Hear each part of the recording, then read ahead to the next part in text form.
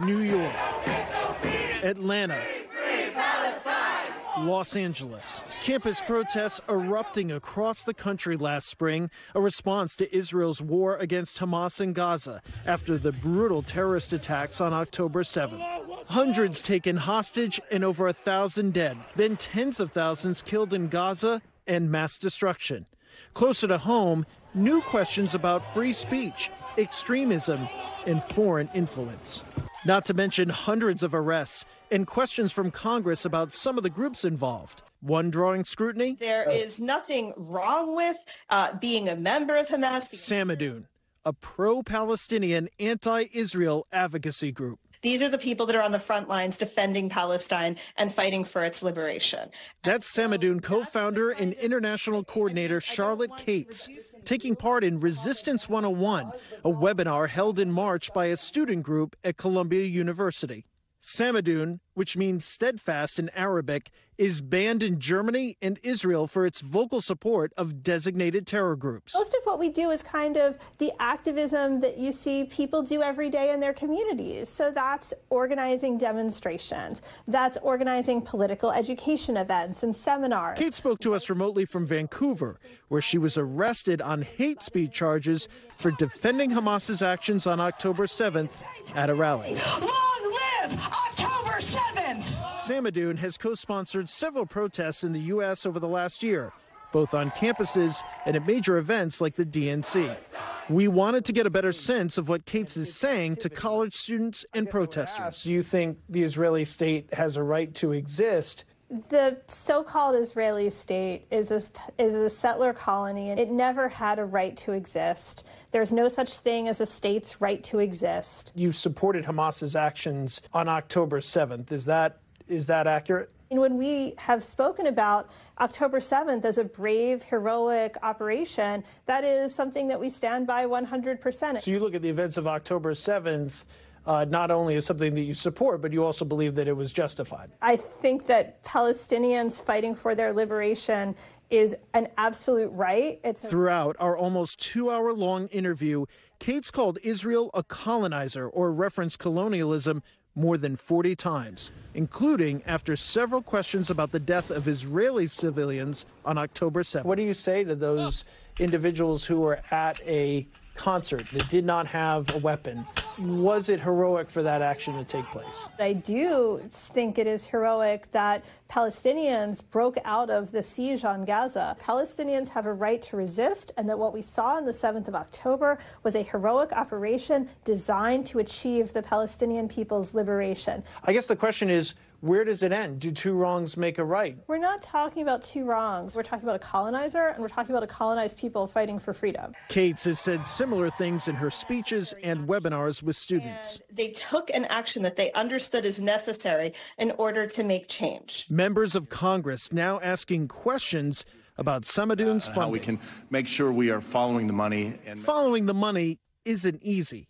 A U.S.-based nonprofit, Alliance for Global Justice, processes donations on Samidoun's behalf, and tax law doesn't require them to report who is giving Samidoun money. The Alliance for Global Justice didn't respond to our request for comment, but Kate says her organization follows all U.S. laws and regulations. In a letter to the Secretary of the Treasury, House lawmakers have asked for reports on 20 organizations involved in campus protests, including Samidoun, looking into where their money comes from. How much money, even if it's just a ballpark, would you say Samidoun has raised or you've raised here in North America?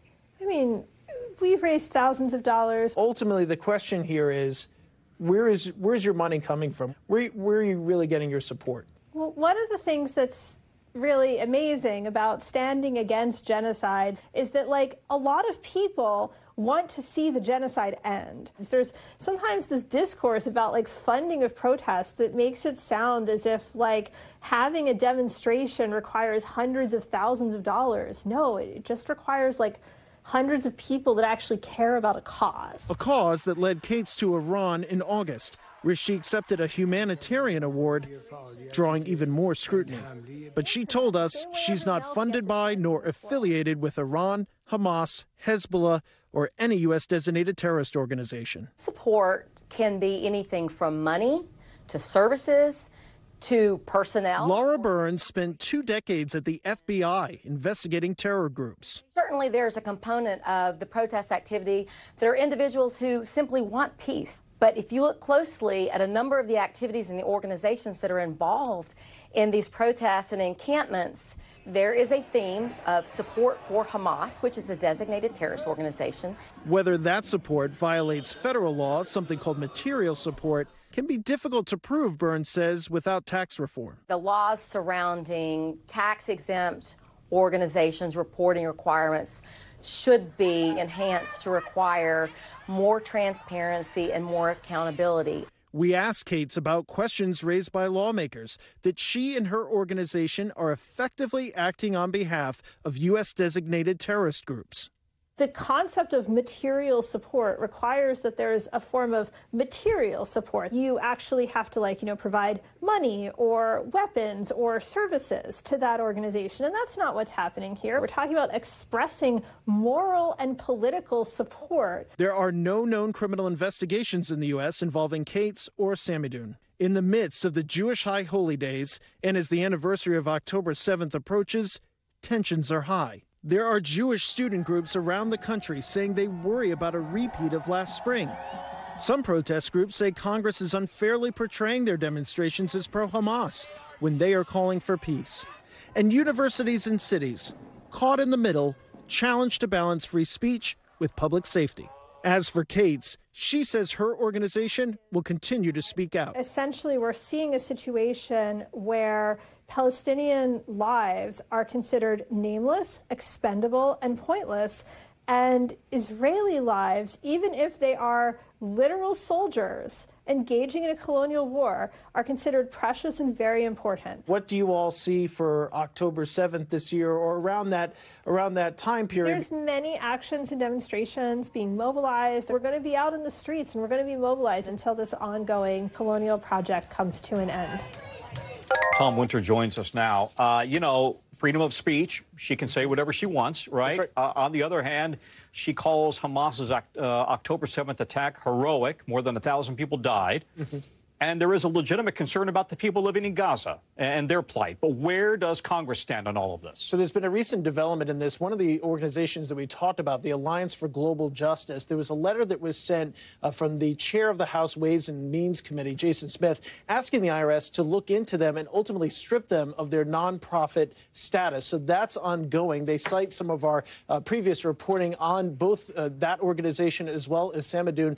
So this is something that is definitely relevant at this time. Whether it ultimately leads to any sort of action or criminal charges, we'll see. And as we noted in the piece, we did reach out to that organization that is processing these payments.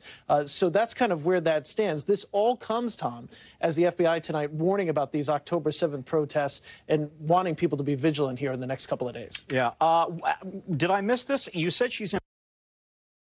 She Canadian? She's in Vancouver. That's where she's based. That's where she's living. She was arrested there as part of a rally and a speech that she gave, and potentially facing charges. They can make an arrest. Whether or not they ultimately go through with a criminal prosecution, that's something we'll be tracking as well, Tom. Thanks for watching. Stay updated about breaking news and top stories on the NBC News app, or follow us on social media.